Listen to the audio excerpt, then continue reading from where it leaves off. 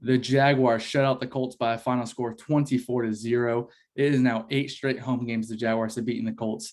Jags pretty much dominated this game from start to finish. I mean, they played pretty much perfectly on offense, defense, and special teams. But let's go ahead and jump right into this game recap. And when you start things off at the game, it looked like the Colts were actually going to drive down the field and pretty much score in the first drive. And it was not looking promising, but it came to a third down, and Trayvon Walker caused some pressure with Matt Ryan, and Matt Ryan kind of slobbed up a pass, and Rayshawn Jenkins intercepted the pass. It was one of the first interception of the 3 for the Jaguars of the day, which we will talk about a little bit later on. But let's start things off with the offense. Man, Doug Peterson really put up a good game plan for the Jaguars, especially Trevor Lawrence. He was 25 of 30 for 235, 2 touchdowns. Definitely his best game as a pro in the NFL. And he was very efficient, making the right reads, hitting his wide receivers in stride. Wide receivers were getting open multiple times. Just all around a good game plan and good performance by the offense. Offensive line, I thought, did a very good job when it came to pass protecting. I thought they could have done a little bit better job when it comes to running the ball. James Robinson was 23 carries for 64 yards with 1 touchdown. He did have a nice 37-yard touchdown run. ETN only 9 carries for 20 yards. Trevor Lawrence 3 for 11, and then Jamal Agnew 2 for 1. So they didn't run the ball very well, but it was good enough, to definitely keep the defense on their toes. But the offensive line, especially Cam Robinson and Jawan Taylor, did a very good job when it came to pass protection for Trevor Lawrence. You can definitely tell Lawrence is definitely comfortable in the pocket. When he has time, he can definitely find his open wide receivers and make better progression throws. And there was actually one throw when he kind of rolled to the left and he hit Christian Kirk maybe 20, 21 yards down the field. And it was an unbelievable pass. It's a pass that you don't see quite often from a lot of the quarterbacks in the NFL. So it was definitely, good to see Trevor Lawrence, getting better each and every week. And you can definitely tell he is comfortable in this Doug Peterson offense. Christian Kirk right now is showing that, he was worth the money. Six catches for 78 yards, 2 touchdowns. He had the one on that first drive. The Jaguars, after the Rayshawn Jenkins interception, went down the field, scored on their first drive, a slant route right around like the 2-yard line, and then Christian Kirk reached into the end zone and got the touchdown. Later on was the a 4th and 1 from the pretty much like the 1 or 2 yard line, and it was a play action bootleg to the right. Looked like Trevor Lawrence was going to run it in, but ended up passing to Christian Kirk. So Christian Kirk's definitely looking like he is he's panning out with that contract we gave him, and definitely worth every penny so far. I thought Evan Ingram had a very good game. There was one time where he caught a pass and pretty much stiffed arm. Who was it? Gilmore, and then was able to reach for a first down. So Evan Ingram is definitely becoming a favorite target for Trevor Lawrence. Marvin Jones, 3 catches, 33 yards. Pretty good day for Marvin Jones. Travis Etienne had a nice few screen passes. Zay Jones only 3 for 23, so not as much productive as he was in week 1. But the Jaguars are spreading the ball out with a lot of players. We have 1, 2, 3, 4, 5, 6, 7, 8 people right here, I believe, players that were targeted.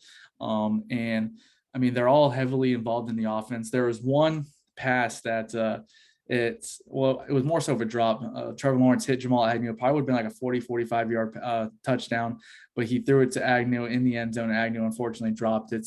It might have been a little bit, could have been a little bit better thrown, but I thought it was a great ball by Trevor Lawrence. So Jamal Agnew definitely needs to hold on to that. Overall, though, Trevor Lawrence had a great day. Like I said, 25 of 30, only 5 incompletions. I think there's only like 1 or 2 passes that he probably wished he could have had back. He kind of took a chance on a deep ball, which was almost intercepted, I believe, by it was either Blackman or Gilmore. He actually might have almost had 2 interceptions, but sometimes you got to take those chances. But it's a great day for Trevor Lawrence, and definitely he's getting better each and every week. And they pretty much controlled this game. They were, even though they didn't run the ball very well, they ran the ball efficient and enough where they would, maybe sometimes put the offense, maybe only 3rd and 6, 3rd and 5.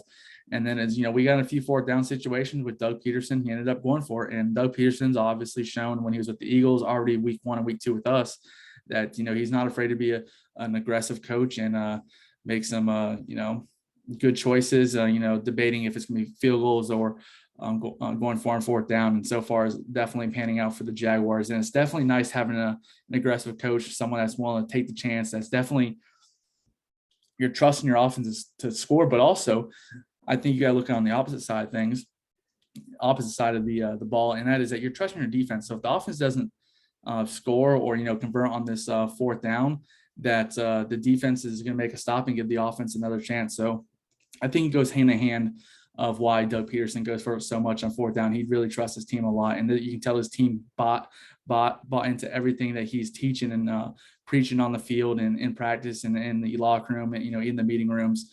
And it may be a young team.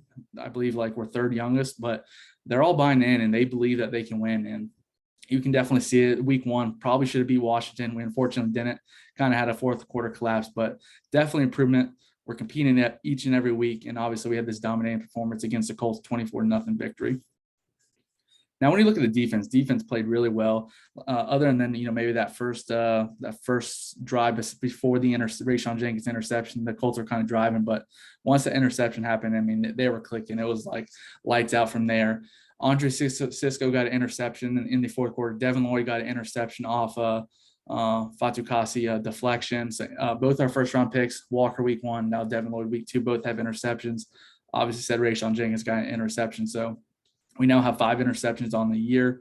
Josh Allen had a great day. He had 2 sacks, multiple pressures, had another forced fumble. So he has already 2 forced fumbles on the year. This one we were unfortunately not able to, recover, but still made the Colts punt off that. Arden Key had a sack. Adam Gotts has had a really good day. He only had 1 sack, but was definitely getting back to the quarterback and causing some pressures. Who else got a sack? Roy Robinson Harrison got a sack, and I already said Josh Allen had 2 sacks. But Walker, he didn't have any sacks, but he definitely he was definitely noticed in stopping the run, stopping against Jonathan Taylor. But he was also really good against Matt Ryan, causing some pressure. And sometimes pressure, it won't lead to sacks, but it definitely, it leads to takeaways right there, like interceptions. Overall, defense did a great job at stopping the run. What was Derrick Henry at? Not Derrick Henry. Jonathan Taylor was at 9 carries, 54 yards for 6 yards carry. But, I mean, he had 1 long run, I believe, in like the third or fourth quarter. That was maybe like 30 yards or so. So pretty much, other than that, though, we pretty much held him in check. So Jags did a really good job at stopping the run. Matt Ryan, 16 for 31, 95, 0 touchdowns, 3 picks. We finally beat Matt Ryan, though. I believe we were 0-4 against Matt Ryan. So finally get that win. Matt Ryan did not look good at all. He was definitely under pressure the whole day. Their offensive line had trouble stopping our pass rush, especially Quentin Nelson. Quentin Nelson, they paid some money, and he wasn't having the best day. He's still one of the best guards in football, in my opinion. Just we got a better of them on the offensive line. And I know their offensive line is struggling a little bit, especially the tackle positions, and we did take advantage of that. Doolin, who is like their third, fourth wide receiver, caught 5 passes for 79 yards. He was their best wide receiver. Defensively, obviously, they were missing Leonard. But other than that, they were pretty much healthy on defense. Yeah, Moore played. He was a little banged up in Buckner, but they both played, even though they were in injury report. But the Jags definitely, they had their way with this defense. They were able to – they didn't run very well, but they were efficient enough to keep, the defense on their edge, on the edge. But when it came to the passing game, I mean, Trevor Lawrence was connecting on all cylinders, to all his wide receivers, especially Christian Kirk. It seemed like these corners had a hard time covering Christian Kirk, especially when Christian Kirk is in the slot. I mean, he's very fast and really good at when it comes to getting separation. But yeah, I mean, Jaguars, I mean, not enough I can even talk about. It's just a dominating performance for the Jaguars, something we haven't seen probably since 2017, and probably the best game, honestly, I've seen us play since that Patriots game in week 2 in 2018. It was a phenomenal game at the stadium, and the bank was loud. It was electric. It definitely brought back, 2017 vibes. So hopefully we can continue, playing well each and every week, even if we're not going to win. Yeah, I just want to be competitive, but we have 2 big games coming up against the Chargers and the Eagles. I really hope we can pull out one of those, especially, going against the Chargers, a West Coast team where we don't have a lot of success going to the West Coast at all. One thing Doug Peterson actually said in the other day, and I think it was yesterday, in his press conference with the media, was that he's asked some kind of like doctors and some psychologists and stuff like that about like traveling to the West Coast and adjusting to the time sleep schedule, and he decided it's better to leave like Saturday night or Saturday evening and just go there, play the game, come back. So it's nice having a coach that actually is doing research of of how can we take advantage of this, what's going to be best for our players, to better prepare for this game, other than, probably us going, flying out Friday and staying there, Friday night and Saturday night. But, just go there, play ball, come back. That's basically it. But yeah, once again, Jags offense really good against the Colts, 24-0 victory. Defense, too. I mean, you got to give their hats off. They put the offense in some good positions with some key takeaways, is constantly stopping Jonathan Taylor. And then as well as, finally beating Matt Ryan, which we're now 1-4, but it's better than 0-5. Jaguars now 1-1 on top of the AFC South. It's definitely a weird feeling. I know it's only 2 games in, but it's just, it's actually good to see instead of us constantly being, like the bottom feeders of the division. Hopefully it stays that way. That would be ideal. The Titans did lose to the Bills 41-7.